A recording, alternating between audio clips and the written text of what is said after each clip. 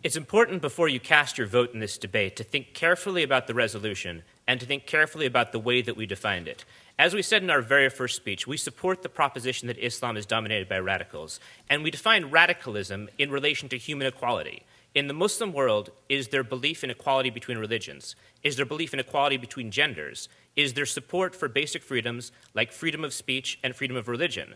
The other side has not addressed these issues. Instead, they've changed the subject, speech after speech, and defined this resolution only with respect to violence. There's a reason that in neither of our previous two speeches did we talk about violence. I'll talk about it a little bit here because they're bringing it up. But they haven't refuted any of our basic arguments about how human equality is not being met in the Muslim world. We've talked about it in two different ways. We've talked about equality in terms of freedom of religion, and we've talked about equality of gender, and they've said not one word on it. Their last speech, I have to say, is a little late to do so.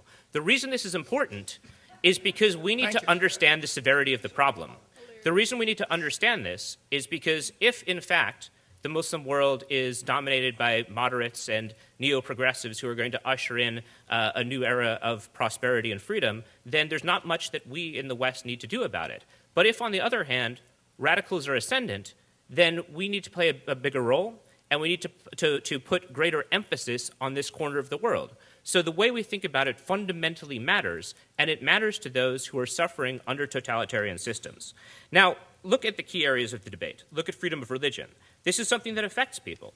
In 14 Muslim countries right now, it is illegal to change your religion. In 8 of these countries, it is punishable by death. That is, you cannot convert out of Islam in these countries. That does not support equality between religions. This is supported also by anti-proselytism laws, laws that prevent people of other faiths from propagating their own faiths, while at the same time Saudi money goes out throughout the entire globe propagating a Wahhabist version of Islam. This also is supported by anti-blasphemy laws, laws that are used to suppress people who have a view of religion that does not conform with the very stringent view that a state might have. Now, they have a couple of arguments here.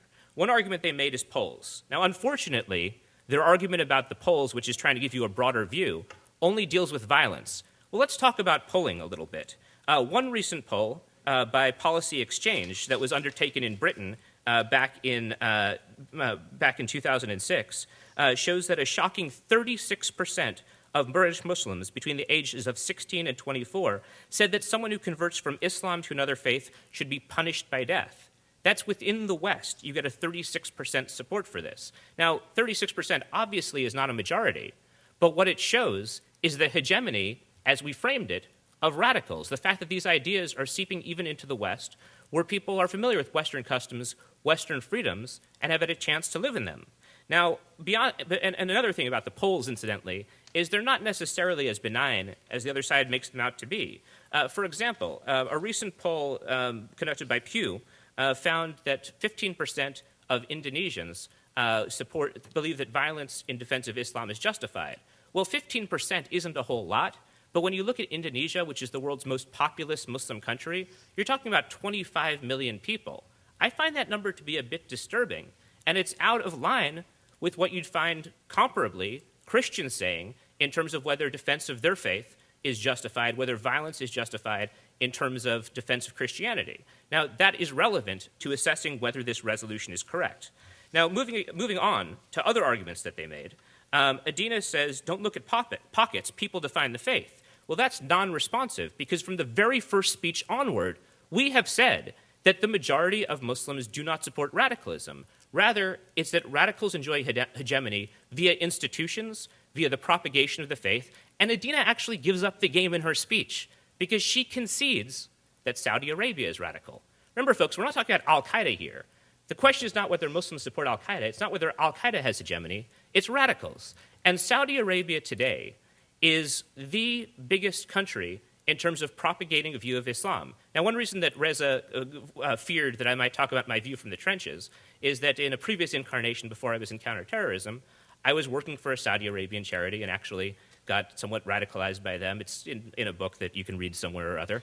But the point is that I've seen Saudi propaganda from the inside. And Saudi propaganda does take root. If you look at countries, and this is something that Paul talked about in the very first speech, if you look at countries from Bosnia to Indonesia to Somalia, countries that for a long time had a very moderate practice of Islam. As Saudi money has gone in there, and as you've had these institutions, these mosques, these charitable organizations, the practice of Islam has fundamentally shifted. Things are not going to get better on their own, because look at the price of oil. Saudi Arabia is the world's biggest exporter of oil, in addition to being the world's biggest exporter of radical ideology. And the price of oil is skyrocketing, over $100 a barrel. You have Hugo Chavez and others talking about how it should be $200 a barrel. That's not unrealistic. And with this power, with this oil money, you'll see these radical ideas continue to take shape. Saudi Arabia is a powerful country. In conceding that Saudi Arabia is radical, they fundamentally concede that this debate is not about al-Qaeda. It's about the radical institutions. And those radical institutions are indeed taking root. She says, look at the Muslim scholars. She says that they affirmed freedom of expression and condemned the riots over the Danish cartoons. But look at what the organization of the Islamic Conference did, the OIC. In response to the Danish cartoons, they pushed for a ban in the UN. They said that there should be a new law to prevent cartoons like that coming up ever again. These are cartoons that were published in the West. And the Islamic countries believe that it's their right to make sure that the West alters its precept of free speech to conform with norms that would be more suitable. That is why we're saying that radicals have hegemonic power, and that's why you should vote for this resolution.